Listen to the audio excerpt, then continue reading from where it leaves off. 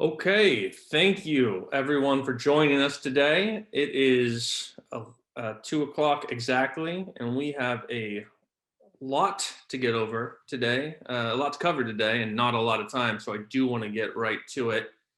Um, Joe, can we get the next slide, please? All right, so as you can see, it's pretty packed agenda. Opening today's webinar, we'll be joined by Mr. Carlos Aguilar, President and CEO of Texas Central, with an update on the Dallas to Houston high-speed rail corridor. Next up, we'll be hearing from the California High-Speed Rail Authority with an update on California's project. We have a last-minute substitute, and Mr. Boris Lipkin, who is the Northern California Regional Director, will be taking the place of Brian Kelly. So we thank him for pinch hitting today. We'll also be joined by Congressman Seth Moulton from the 6th District of Massachusetts. He recently introduced the American High-Speed Rail Act, and the Congressman will provide us with an update from Capitol Hill, where there is certainly a lot going on right now. Finally, we will have the chance to engage in a question and answer session with the panel. It'll be moderated by Jim Matthews, my boss, Rail Passengers President and CEO. If you have questions, please type it into the Q&A section in Zoom and we'll try to get to it. There were almost 1,000 people registered for today's webinar, so apologies in advance if we don't get to it. One quick note, today's webinar is being recorded and the video and slideshow will be available on our website later this week. Next slide, Joe. Thank you. I do want to, before we begin, take a moment to thank today's sponsor, the High-Speed Rail Alliance. Next slide, Joe. We work closely with the High-Speed Rail Alliance on building a better business case for high-speed rail in the US and to help policymakers understand integrated approaches to network planning, a great example of which you can see right here on screen. Next slide, Joe. So I hope you check them out. They are doing great work. And I look forward to collaborating with them over the next year as we think about the reauthorization. With that, I'm going to turn it over to Jim Matthews, President and CEO of Rail Passengers. Thank you. Sean, thank you. I am so excited about today's program. I'm really glad everyone could be here today. We're going to begin by hearing the latest about Texas Central's ambitious high-speed program to connect North Texas and Houston. And I'm very pleased to introduce Texas Central CEO, Dr. Carlos Aguilar today. Dr. Aguilar is an engineer, a business leader, and a visionary. With stints at CH2M Hill, BrightSource, and Bechtel, he brings more than 3 decades experience to the challenges posed by an enormous and privately funded undertaking like the Texas Central project, combining multi-party negotiations, complex financing structures with what it takes to run a real construction site, wrestling with the realities of engineering, construction, and construction management and safety. He can trace his transportation bona fides all the way back to the first 5-year phase of the 30-year program to upgrade the London Underground's Jubilee, Piccadilly, and Northern lines. In addition to his role at Texas Central, Dr. Aguilar maintains a strong personal interest in sustainable development for the world's poorest people.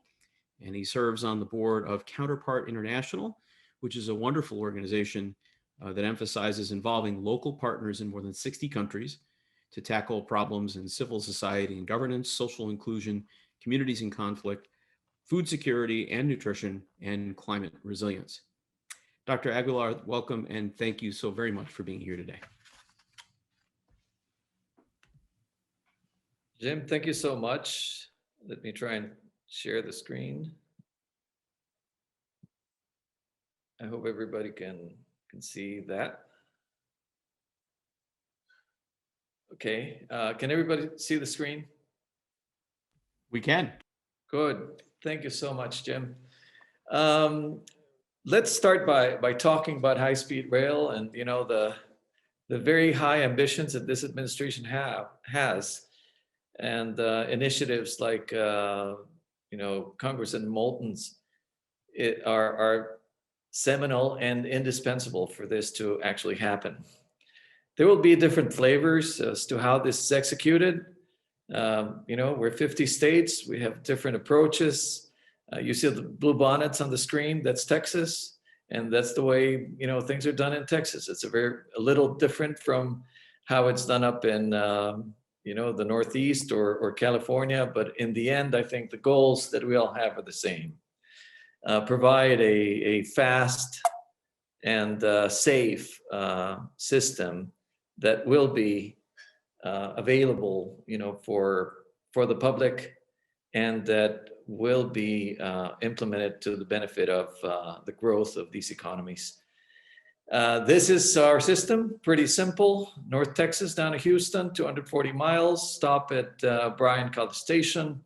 And yes, we've spent actually hundreds of millions of dollars in studies and engineering, and we do have a pretty good level of acceptance of surveys that we've taken. We've actually completed surveys with for the last 5 years, and actually the interest in high-speed rail has been increasing throughout that period. This gives you just a quick update on the regulatory front. The best news that we have to share is that November 3rd, 2020, we got the publication of the RPA, which is our rules for operating the system based on the Tokaido Shinkansen technology, and the record of decision, the end of the environmental regulatory approvals process. And I guess the best news that comes with that is that these are both unchallenged. You know, the challenge period was 60 days, and that expired in January, and no legal challenges are filed. And that accounts for the whole alignment, 240 miles, and that allows us to now move and think forward to the next phase. Yes, it is a project of regional, national impact, of course. As you'll see, we have impact in, I believe, 37 states. It is about 20,000 jobs that will be generated through the supply chain, and 17,000 or so jobs generated at the construction sites for the project. If you go as to how we put this puzzle together, we start by the civil side of things, and we build, which is the Italian expert in high-speed rail, also owner of Lane Construction in the US, will do the civil works, and the design for that will be WSP. Then you have the technology that will come from those partners out of Japan. And as you know, the Shinkansen was the first high-speed system. They're now in their 6th generation, and we'll go into a little of the subtleties of the new technology that we're going to bring. Kiewit and Mass Electric, union contract, by the way, will be installing the equipment. We actually have finalized those negotiations, and that's good to know that we have that contract pretty much in place. Then we need to operate the system, and we went around the world looking for operators and competed that as many of the other scopes in the project, and selected Renfe and Adif out of Spain to operate and maintain the system. Another international competition was to select a program manager, and we ended up selecting Bechtel because of their experience in the UK and around the world, of course. In the financial front, we have hired Citi and MUFG to help us as financial advisors. And then to build the construction, the stations for the project, we have Suffolk Construction and Matthews Southwest. Suffolk, as you may know, is the one that completed the Brightline stations. So that gives you the team, the whole team that's ready to actually execute the project. About 24 billion in that range is what we're looking at in terms of capital investment. And that includes everything, including the civil works, the equipment, the installation, and so on, the stations, everything. And yeah, when you start looking at figures, they get to be pretty dramatic. 3 times the concrete used for the Hoover Dam is an example. 1,100 miles of American steel that will be used for rail, and of course the stations. And I'll give you some renderings at the end. After building it, we'll have about 1,500 direct jobs, and these will be continuing into the future. That includes everything from operating the system to overhauling the trains and very heavy maintenance facilities that will be located along the alignment. Another characteristic of high-speed rail, which is good for the rural areas, is that maintenance has to be carried out on a daily basis. So we will have crews along the alignment every night, about 6 hours a night, working on ensuring that the right-of-way is clear and operating at optimum capacity. I talked about jobs, 17,000 for construction, and they're all good paying jobs, as you all know. And for the supply chain, as I said, about 20,000 jobs, and representing these kinds of supply. Everything from rebar, that's over 1 billion pounds of rebar. The concrete, as I said, astronomical amounts. And all of this is what we will supply out of these 37 states in the US. We have identified bidders and actually received quotes from many suppliers around the country. High speed and low impact, that's all we're talking about. And as you all know, that is the same for all the initiatives in high speed rail. It is a very efficient system as compared to air travel and cars, about 8 times less emissions than a car on average per seat. And of course, we have other aspects of the system that are interesting. I said that I would talk a bit about the technology. And this 6th generation of the Shinkansen has actually some characteristics that we're working through with ERCOT and with others to ensure that the system can adapt to receiving the benefits actually of the train itself. The regen braking, for example, will generate about 10 megawatts every time we brake each train. So that means that we need load banks to ensure that that energy can be captured. We're looking at battery capacity and other solutions to ensure that that is accepted by the grid. The second is this is a train that is fully electric, but also it's the first one that has autonomous power, and it can run for up to 30, 50 miles depending on how fast it goes. On own power. And of course, from a safety perspective, that's actually very important. Again, continuing with the low impact, as you see, yes, we are talking about 16 million journeys that are currently taken between the two metro areas or general, metropolitan areas. And we will be saving a lot of gas, taking many cars off the road, which of course means more safety, and again, reducing emissions. And we already go through a non-attainment county, so that's a very good solution for problems that are already there. Energy efficiency is something that's important because, when we had that big blackout in Texas as a result of the very cold weather in February, there was a bit of speculation as to how much our system would consume. To some extent, some people were saying that we would contribute to the failure of the system because we consume so much electricity, and that's really not the case. As you see there, each train will consume at peak about 12 megawatts. With our service pattern, we'll be around 86 to 100 megawatts up to the first 6 years of operation or something like that, and going on to no more than 200 megawatts at full capacity. So that tells you that out of the 80,000 megawatts that ERCOT has to offer, we're not going to trip the system. It's very important to note that, yeah, it's good to know that we're electric. Yes, we're a large a large user of power, if you compare it to, just an office building. But when you start looking at significant demand from other installations, it's not necessarily that big. Rendering of the Dallas station. We have completed all the estimates in terms of scope for the areas. This is the base rendering that we're working with.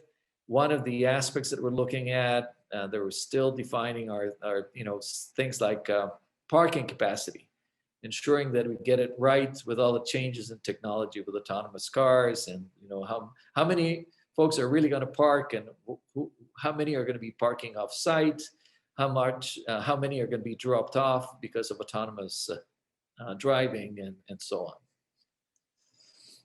That's the rendering from South Dallas, and actually the building on the left that you see there, that's our office building in South Dallas.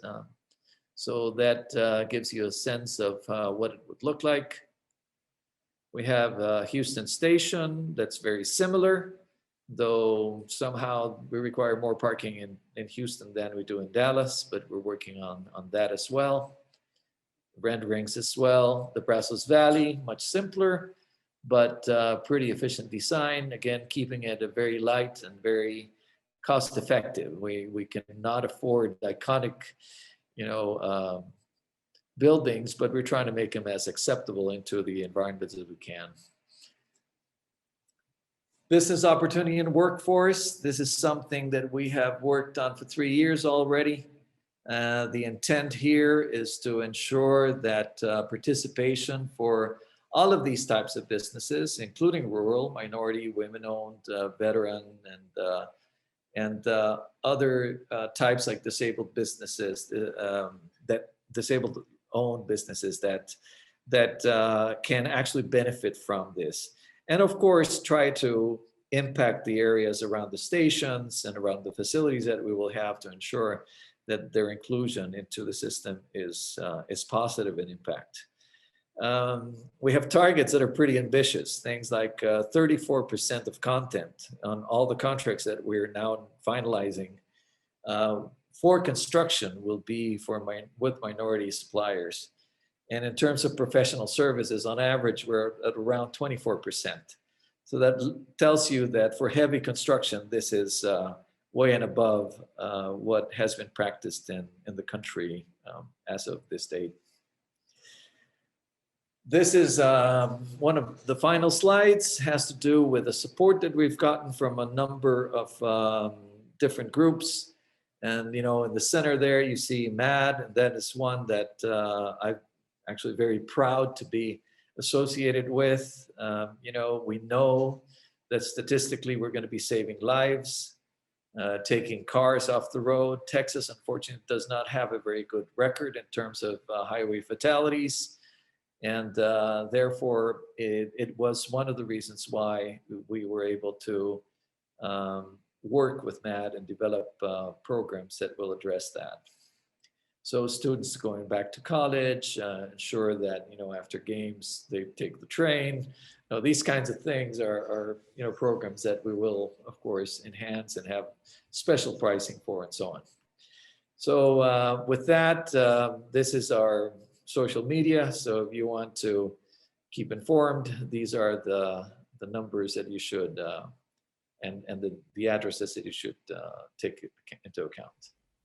Thank you very much. Thanks so much for that. Very exciting. I can't wait to ride.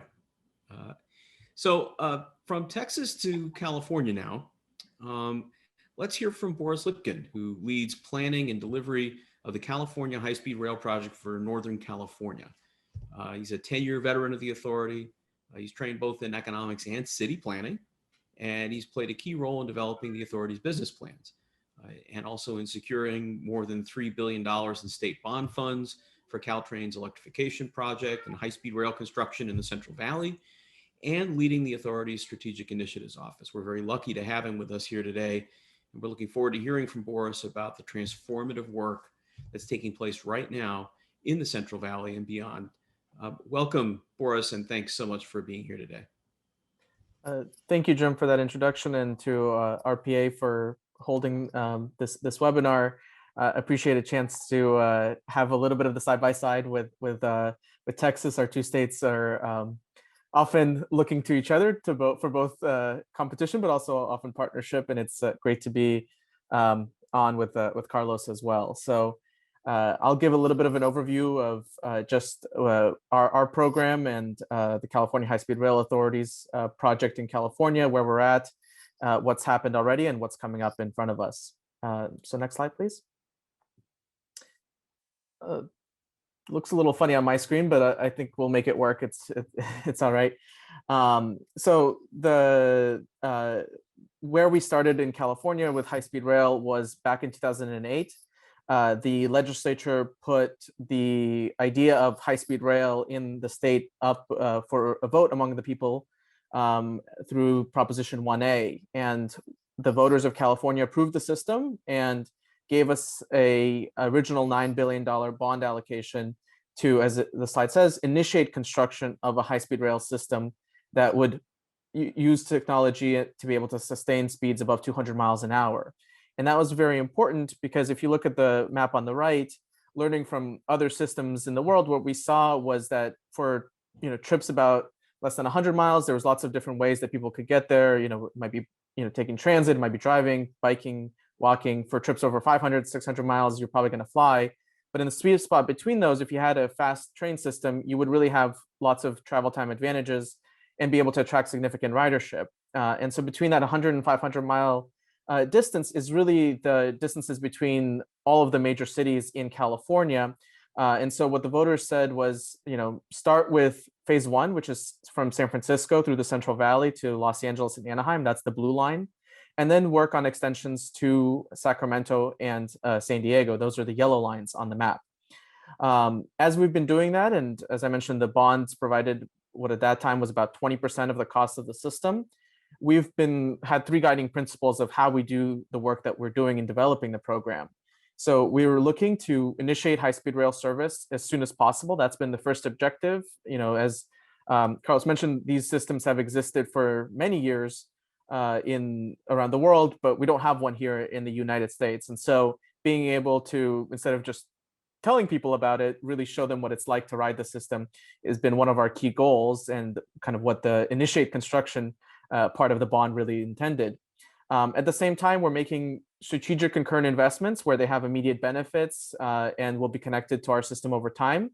And I'll talk a little bit about some of those. And then we're also planning the rest of the system and positioning ourselves to construct additional segments as funding becomes available.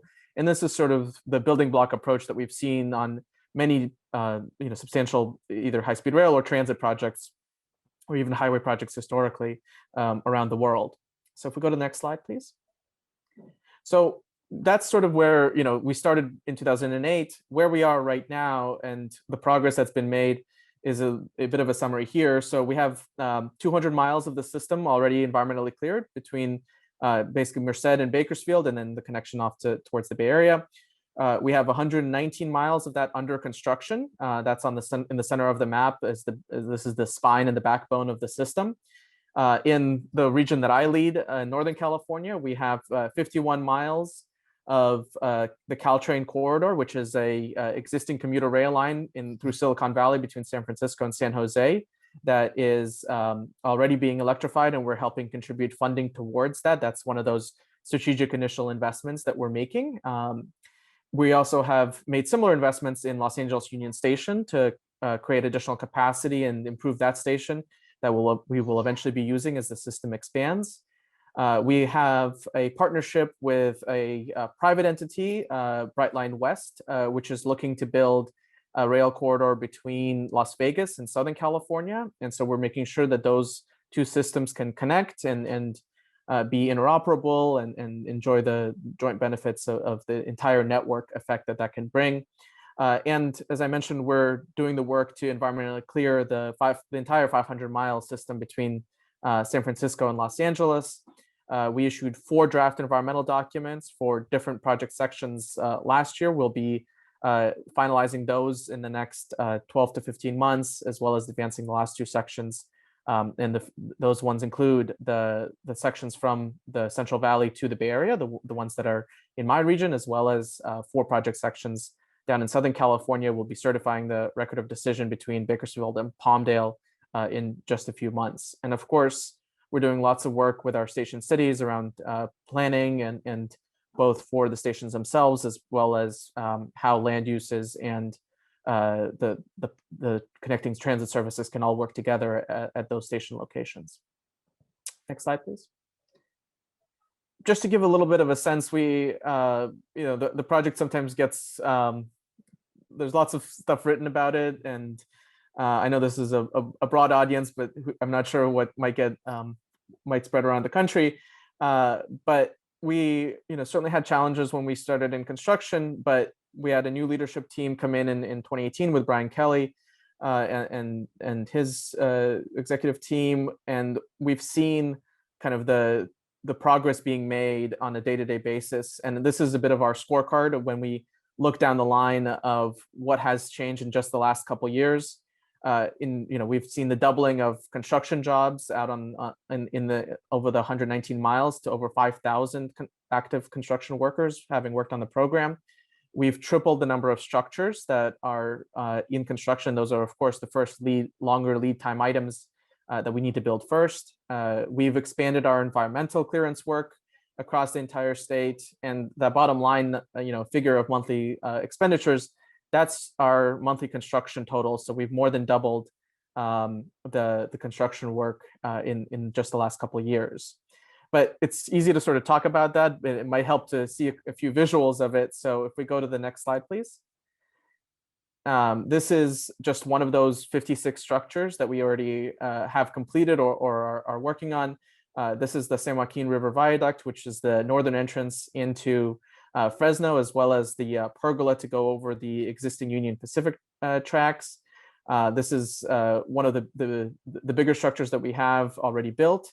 And I guess I'll just give a little bit of a pitch. If you are interested in seeing some more of this, of the construction work, we have a website, buildhsr.com, that has all sorts of construction photos, videos, drone footage, etc. All of that is readily available. As well as if you go to the next slide here. These are just a few other images. This is we have 3 construction packages. So this is in the second one. This is construction on the Conejo Viaduct, which will get us over the BNSF rail line, and as well as other grade separations that we need to do in Fresno County. And then if you go to the last one, this is in the southern part of the stretch in construction package for the Wasco Viaduct, again, to get us over an existing rail line, which is all being completed at this point. And that construction package will be the first one fully done in the next about 12 months from now. So in the spring of 2022, that stretch will be finished. The other thing I want to mention is if folks from this group are interested in visiting the construction sites, we do tours. You can reach out to our staff and through our website and contact us, and we can get groups out for tours of the rest of the construction sites. I think it just even the photos, I think, tell more than the words, and seeing it in person gives a whole nother perspective on that the system isn't just we're not just talking about it anymore in California. We are actually building the nation's first high-speed rail system, and at least so far, I think we're a little bit ahead of Texas. I have to give that little shout out for our state, though they are quickly catching up, as you heard from Carlos. Next slide, please. We just as Carlos was talking about some of the economic impacts, we carefully track a few key economic statistics from the work that we've done to date. And already the project has generated close to 60,000 job years of employment, a job year basically being the equivalent of a full-time job for 1 year. It's a way to standardize between folks who might work on the program for just a little bit or for a long time. That's generated close to $4 billion of total wages and income for the workers.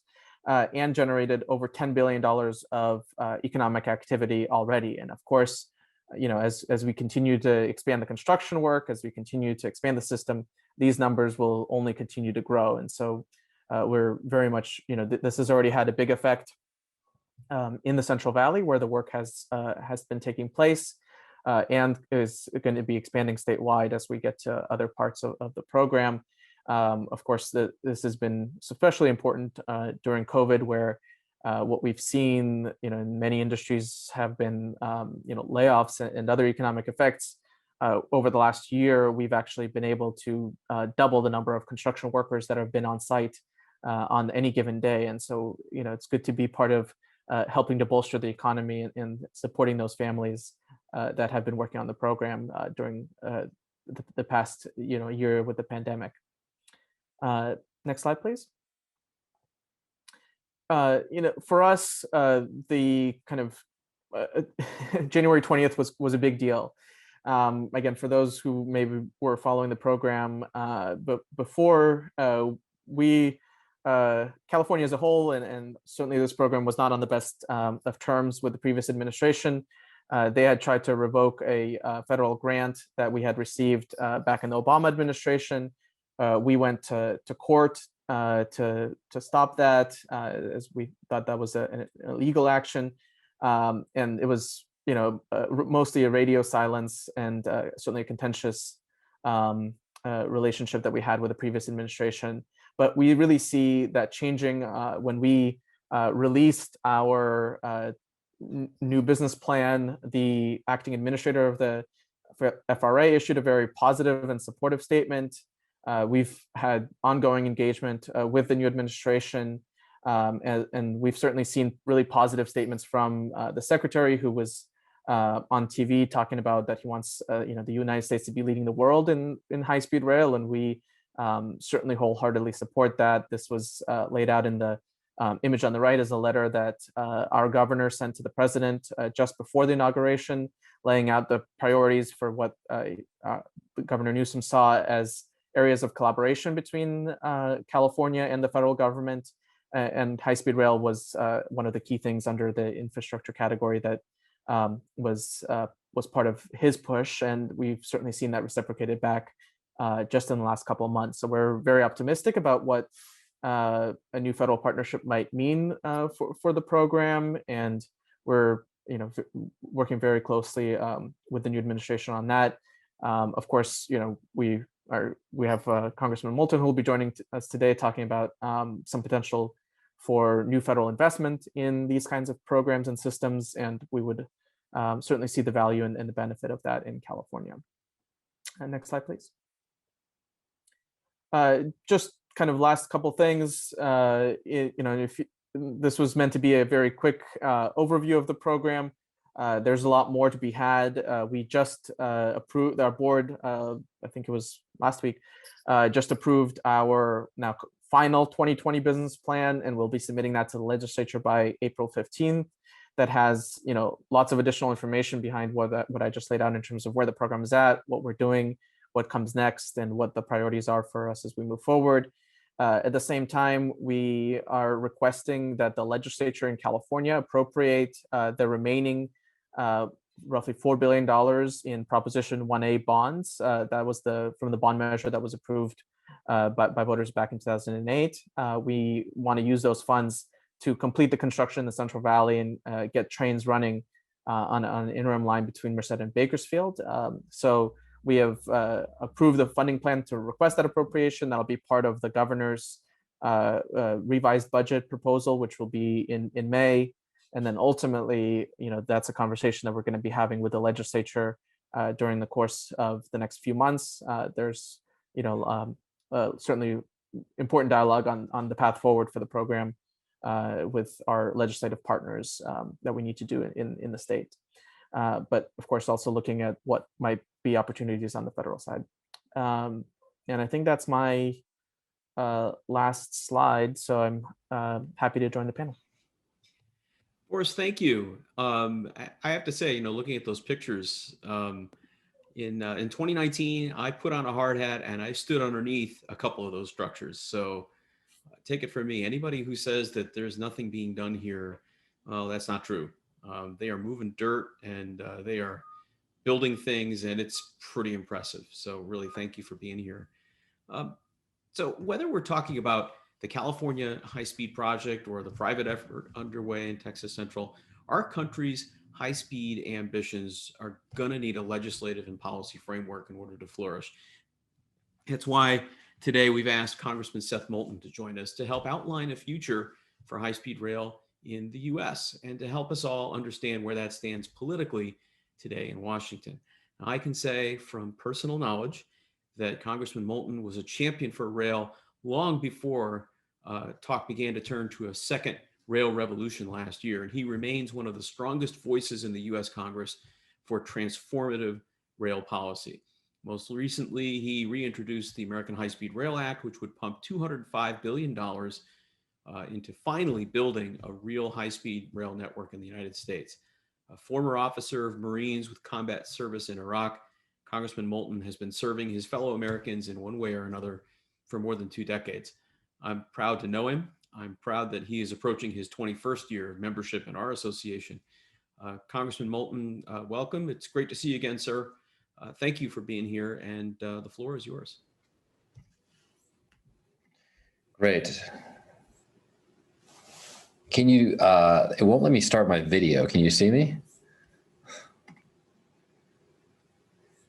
We're not seeing you yet. So when I click start video, it tells me I can't. There we go. There we go. Now we can. I've been given permission by the Almighty. Thank you so much.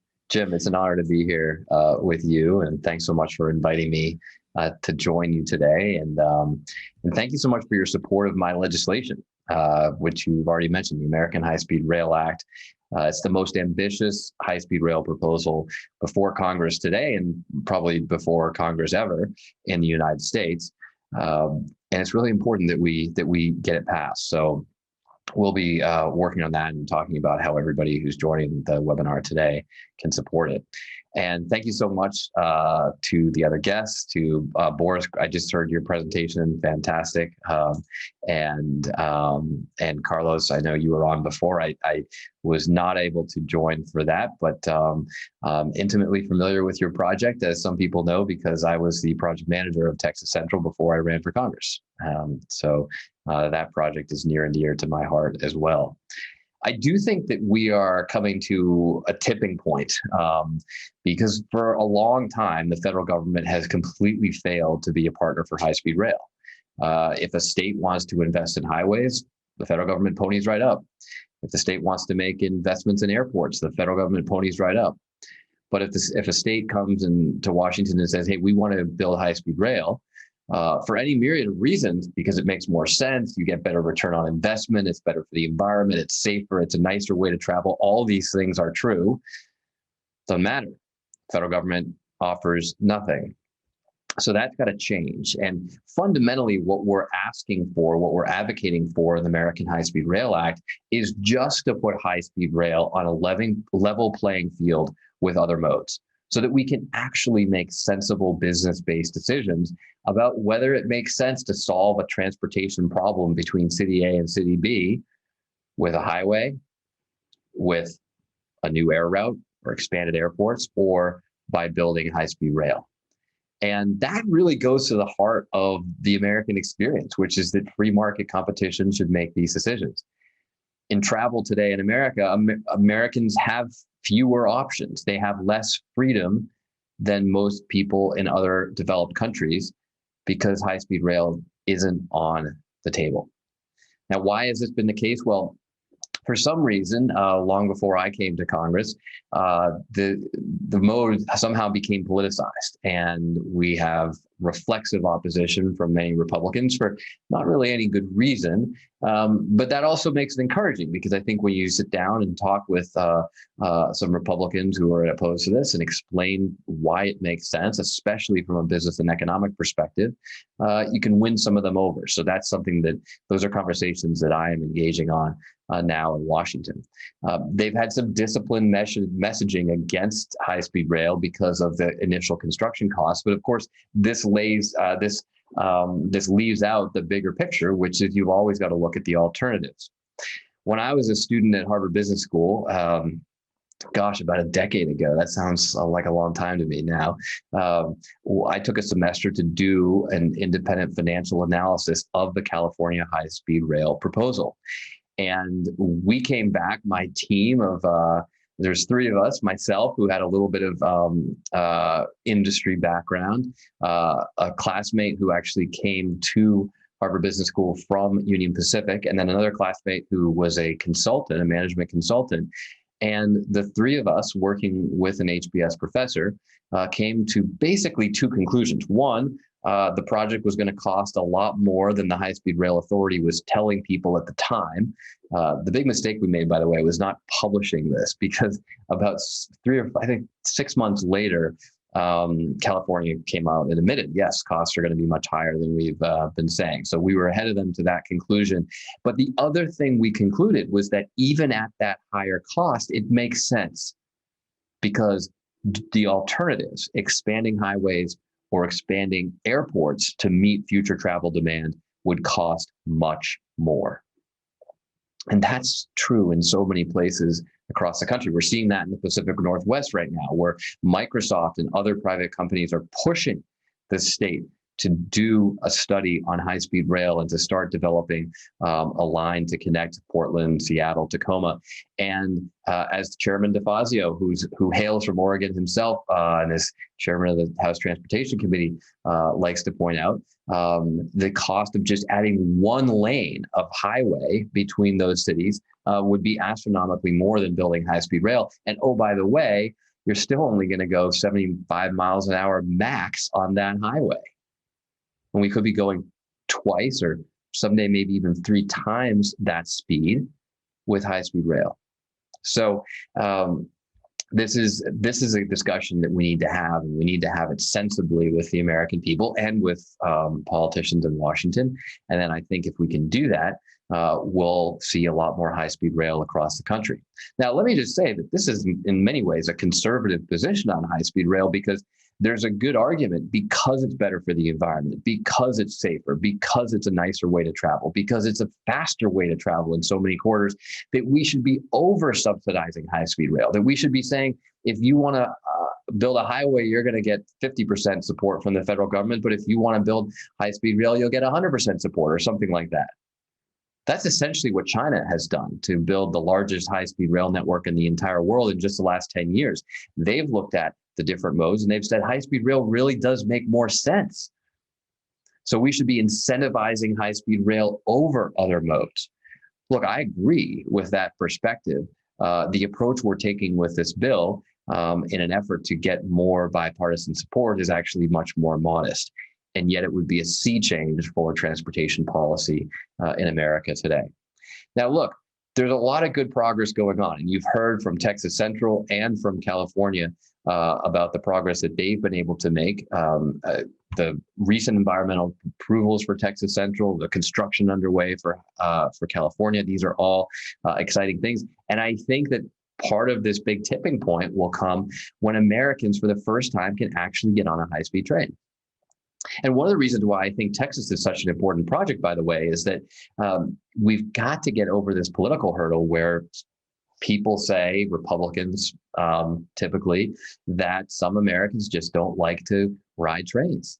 That, oh, you can have high-speed rail in the Northeast where people already ride trains, and you can sell it to, those liberals in California, but people in deep red Texas are never going to ride a train.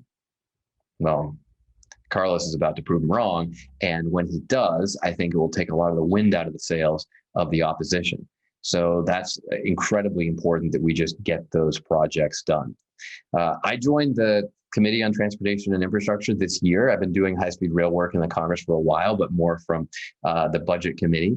I joined T&I in anticipation of this big infrastructure project, a big infrastructure package, and we're very excited about the progress that we've made. I've had some long discussions with Secretary Buttigieg, and you've heard his positive comments on high-speed rail. And one of the points that I've been making to him is that this is not just a coastal thing. This is about knitting together the heart of America as well. Beijing to Shanghai is now the most popular route in China. It means that people, when given the option of flying between those cities, driving between those cities, or taking high-speed rail, overwhelmingly choose high-speed rail. And Beijing to Shanghai is the same distance as Chicago to Atlanta. We don't talk about that corridor enough. As an example, we like to think of shorter corridors like Boston to Washington, which already has higher speed rail. It's certainly not high speed rail, and it's bumpy as hell, as you all know. The infrastructure is terrible.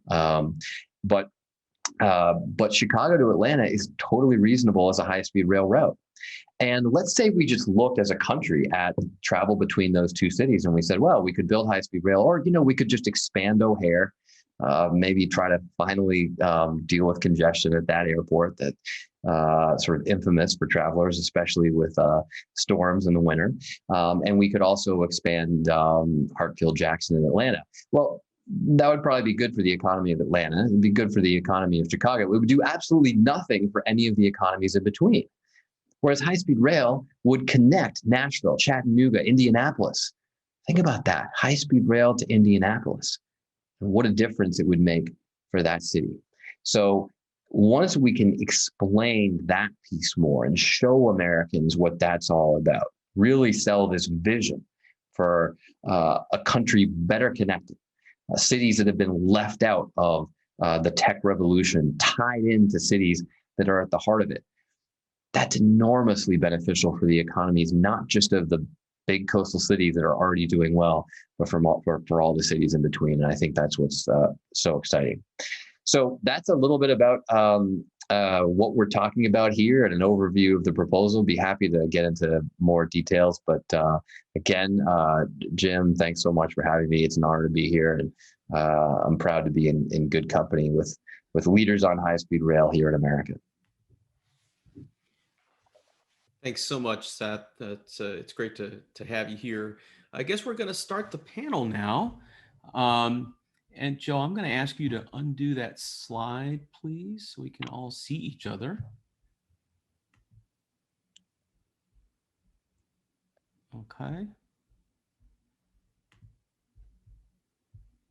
Great. So let's start with a question for the entire panel. I'm sorry, I seem to have lost my screen here for a moment.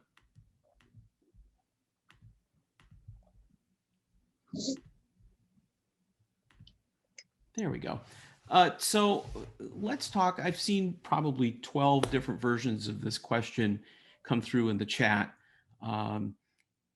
But how can Amtrak, public transit, and other sort of sustainable active modes of transportation connect to high-speed rail? What's the plan in Texas and in California?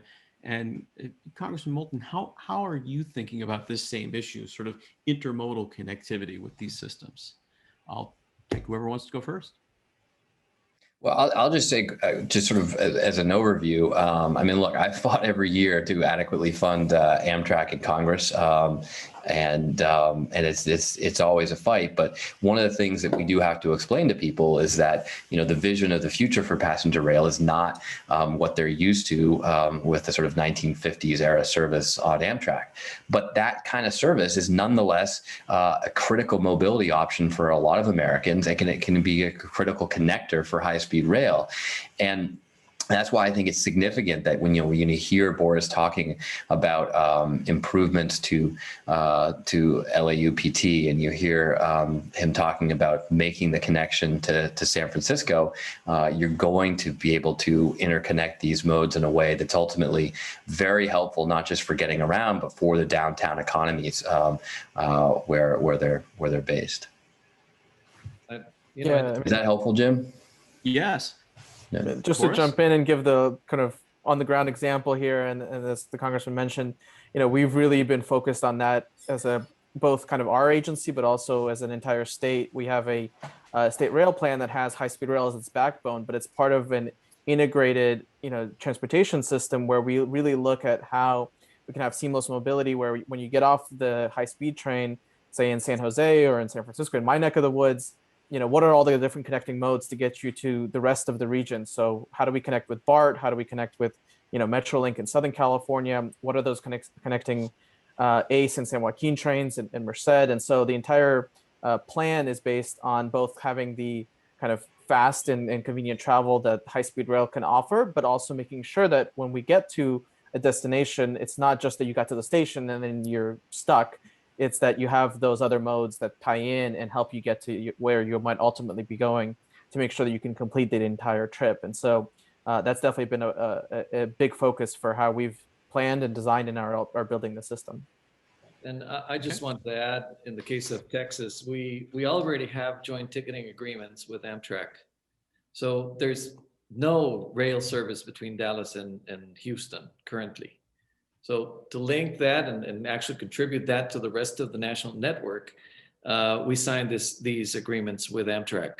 So trains that are going east to west, both at the Houston level and at the Dallas level, connect into our system. And for that same ticket, you can ride the same distance. Now, the other point is we are working with the cities and the mayors, both in Dallas and Houston, to work on multimodal centers so that our stations are connected to them. And there's a concrete initiative in Dallas to have this multimodal center right across our station. So it's going to be linked to it.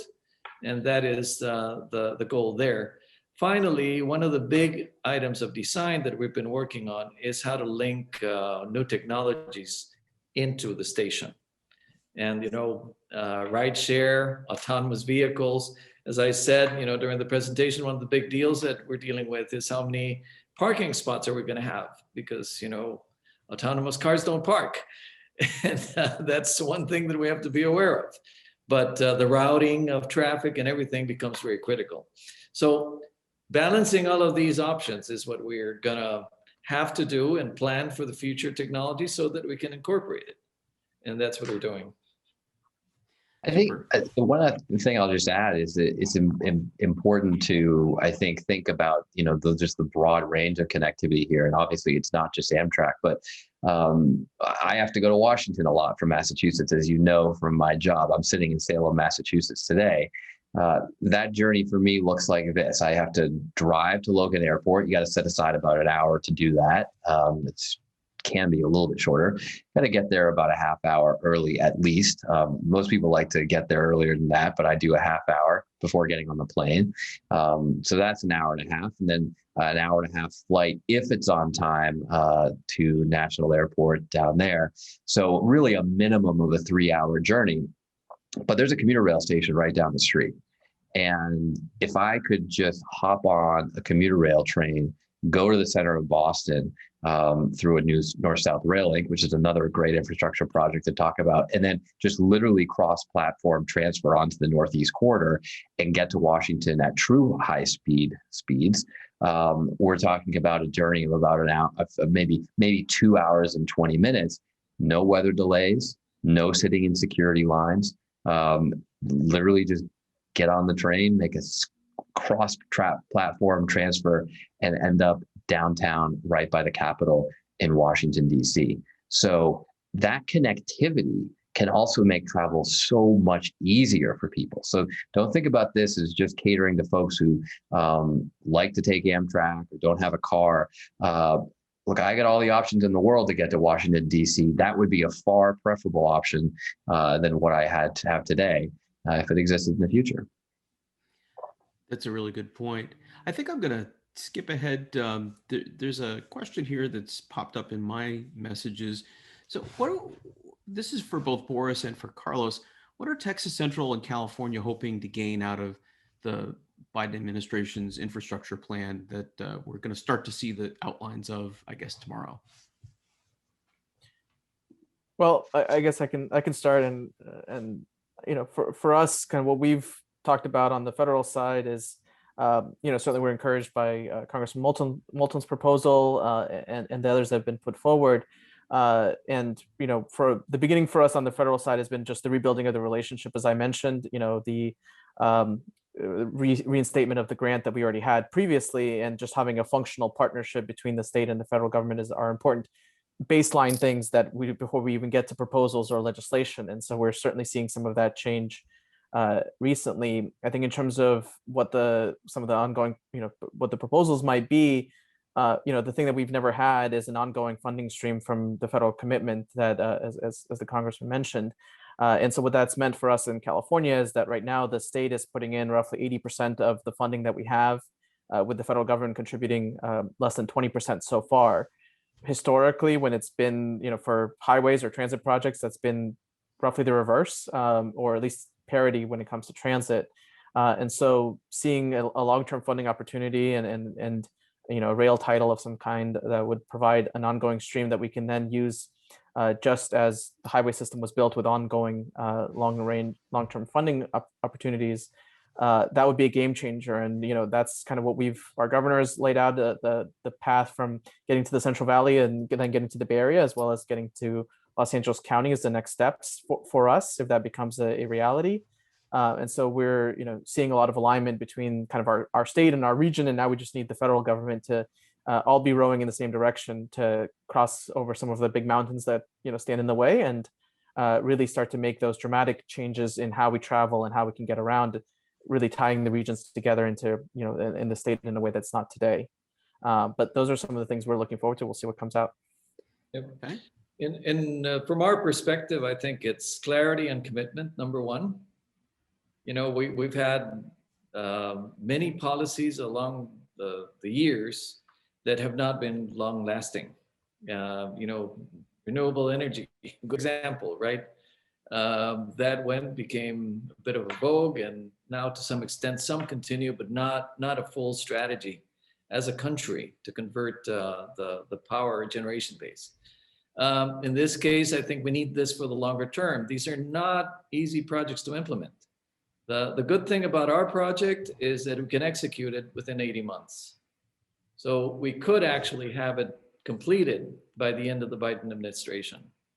As Seth says, we need to show what this is about and convince people that this is something that benefits everybody, and that riding it is efficient and safe, and you're gonna reduce the number of fatalities on roads and all these things. And for that, you need consistency. And that's consistency with respect to regulatory processes. We've just completed, as I said, all of our regulatory approvals. But again, there are more issues as you go into construction, like any other project, right? So these kinds of things are essential. Funding mechanisms that are efficient, guarantee mechanisms between the sectors to ensure that the supply chain, for example, is there.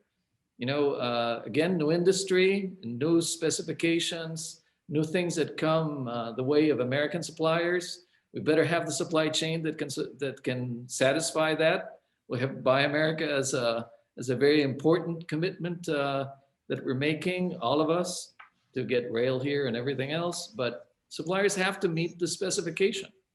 This requires long-term planning for everybody so that investments can be made and ensure that we can be successful as a country with this industry.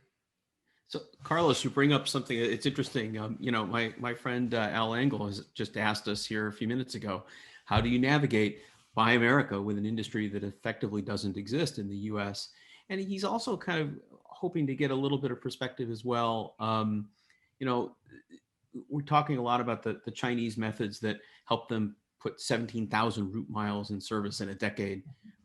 What construction techniques, robotic, AI technologies, will be deployed to reduce costs, accelerate schedule, that kind of thing?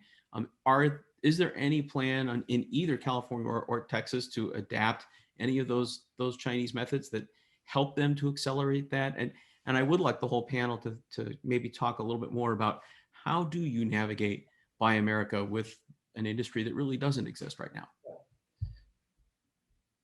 Do you want to go first, Boris? Sure. I mean, happy to. Unlike Federal Transit Administration grants, which have generally been roughly 60% Buy America requirement, has been the standard for the FRA and the federal funds that we had, it was 100%. And so we've definitely been looking at how we comply with that. Part of it is having enough scale as a hopefully a country, that we're making a big enough investment that it makes sense for those international firms to start to locate their production here. And we do have some examples of that with Amtrak's new. So a common one is rail cars, right? That one is, there are no American rail car producers, and so we've seen examples where Amtrak's new Acela fleet is being built in New York. We have in Sacramento in California the Siemens plant, which has been providing the trains for Brightline as well as other commuter rail systems that has shown interest. They have shown lots of interest in the trains for us. But that's really a matter of, if we have a big enough purchase order, it makes sense for somebody to create a new plant and locate here, or we need enough scale from multiple projects to help overcome that. Of course, there are waivers and things you can apply if it's simply that there's no, if the product doesn't exist, and but that's really not the path that we've been on. And what we've been focused on is really being part of the foundation to build on, so that there is the manufacturing and the capabilities within this country to meet the needs of these kinds of projects. And the more that we do them across the country, I'm hoping that Texas helps us with this to get that kind of scale going. Yeah. But sorry, Carlos. In our case, our project is predicated on a couple principles that are a little different. One is the RPA, which is the role that we will be operating under, specifies very specifically service-proven technology. So very difficult to deliver a supply chain out of the US that can be service-proven. So yes, there is an element of technology that would have to be imported, for sure, to ensure that, again, all the standards and the methodology and methods and everything else are adhered to. The next thing is that it's predicated on co-financing. So this is a very large co-financing where more than 50% of the funding would come from abroad. So it would be Japanese funding and Italian funding, because our constructor is from Italy. To a lesser extent, our operator is from Spain, and so on. So it's a package that would ensure certain rules of application of the source of funding. In the case of US funds, every single cent of American contributed funds would go to US procurement and beyond. So that is the way we're addressing it. We had to make some significant conversions, like, for example, the rail. We went to the specification of rail, and maybe this is a little too technical, but it turns out that we use scrap steel in the US for manufacturing of steel. And in other places like Japan, you use iron ore that is virgin. And it turns out that the conductivity of impurities and so on is a big deal when you're running a high-speed rail system. So we had to adapt the specification to be sure that we could supply it out of the United States. We're now 100% committed to doing it out of the US. In terms of construction practices and importing some of that, it's difficult. We are looking at many of those aspects, Jim. And yes, we've looked at the launching systems, for example, from China and elsewhere. Italy has huge technology in that. And we're looking at that as an option to do viaducts. The other thing you have to do, though, is you have to adapt to what the supply chain can locally provide. And therefore, we've had to look at what highway construction does in Texas, and ensure that we can adapt to some extent, or the extent possible, that those existing suppliers can participate in the supply chain. So because it does reduce variability, it standardizes the product a little more, and they've done it before. So it's that balance between the two things that we have to do. Hope that addresses that question. It does. No, that makes a lot of sense. I have one last question, I think, for Congressman Moulton, if I could. I've been really excited about your vision for this really since we first learned about it last year. One of the things that comes up a lot, though, who should build these systems and who should operate them? Is it states? Is it interstate compacts? Is it Amtrak? Is it Amtrak plus other operations? I mean, they all have drawbacks. They would all take potentially years to sort of build up the ability to manage and execute projects. What do you think is sort of the best, the fastest, maybe lowest hanging fruit way, if you will, of getting at this? And what are sort of the prospects for sort of widening that aperture in the future? Well, actually, I think this is a great question for Carlos and Boris because they're going through this process or have gone through it themselves to choose the best operator they can find. But look, I believe in there's value in competition, right? So I don't think this should just automatically go to Amtrak or automatically go to a state government. I think that different proposals should be received to ultimately determine the best operator for the package. And I think that there are clearly some operators that have been able to meet very high standards of service delivery and customer satisfaction and everything else that exists in the international marketplace. But I would also hope that that Amtrak would submit competing proposals that some domestic U.S. companies, like perhaps, who knows, maybe American Airlines says, hey, we're in the transportation business. We'd like to expand to rail. And there's no reason why we can't learn to operate and do customer service on board trains. So we'd like to submit a proposal as well. I think the more competition, the better. So I'd rather get away from overly prescribing how this should look and instead say, let's widen the aperture as much as we can. And Jim, I'm so sorry, but I do have to jump off. So I'm going to leave you here. But with that, I hope that's just a tee up to Boris and Carlos to really tell us how it's done. It's a great question. And as I said before, such an honor to be on here with all of you. And I look forward to working with you in the days ahead. Super. Thanks so much for being here. Appreciate it, sir. I guess I'll take a bit of debate. I mean, I don't think that there's one answer that will work everywhere. We have a broad country with, even here we have two very different approaches that you're talking about, somewhat similar projects, right? With very different backgrounds. I mean, what we, certainly what the Congressman mentioned, in terms of the operations and having that competition, that's very much been part of our, how we've planned the system. And we have brought in Deutsche Bahn, who's the German rail operator. They beat out a competition, including the Spanish and the Amtrak and others who had bid on that particular contract. So we definitely, see that side of things. We want, proven and experienced folks who have done these things abroad, being part of the teams pulling it together. In terms of leading the projects, I mean, I guess the lesson from my decade of this work is to say that, in California, when I joined our program and our agency, we had 16 state staff managing this, tens of billion-dollar project, and just the maturity of the organization has had to grow up with the project, and those are going to be really important questions for, whether it's existing entities that take these on in some cases, or new entities that might get created, that the ability to grow the organization to manage the work is going to be critically important for us to be, good at delivering these things. And that's sometimes that we don't always have that muscle memory necessarily from what we've been doing for the last few decades. So that's going to be part of sort of the creating the industry that we need across the country. Yep.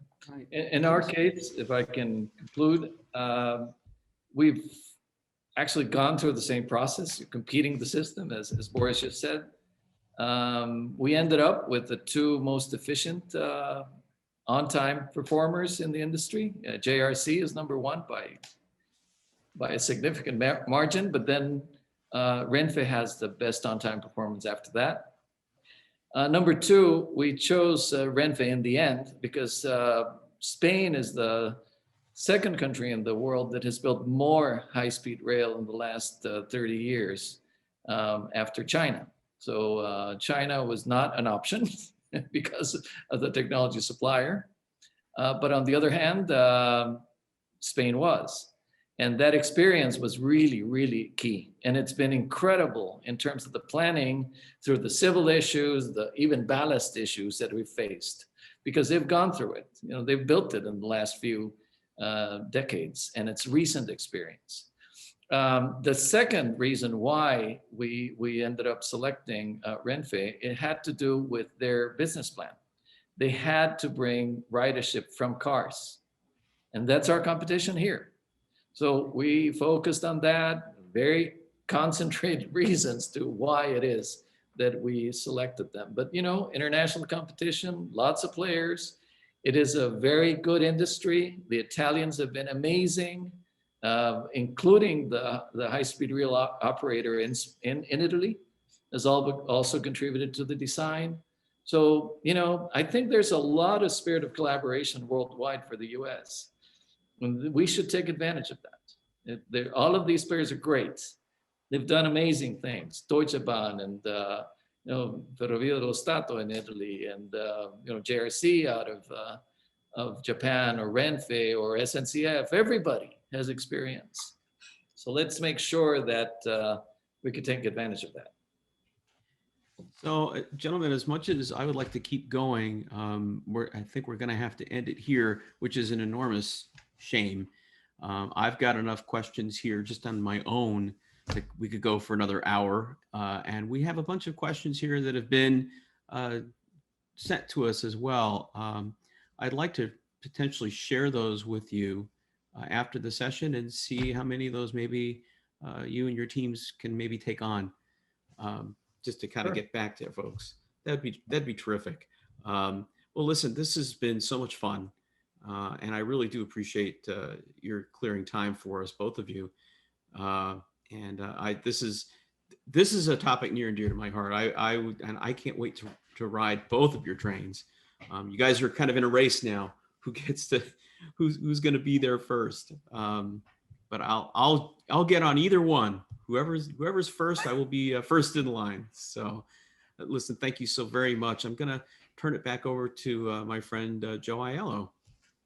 Thank you. Thank you, Jim. Let me share my screen now.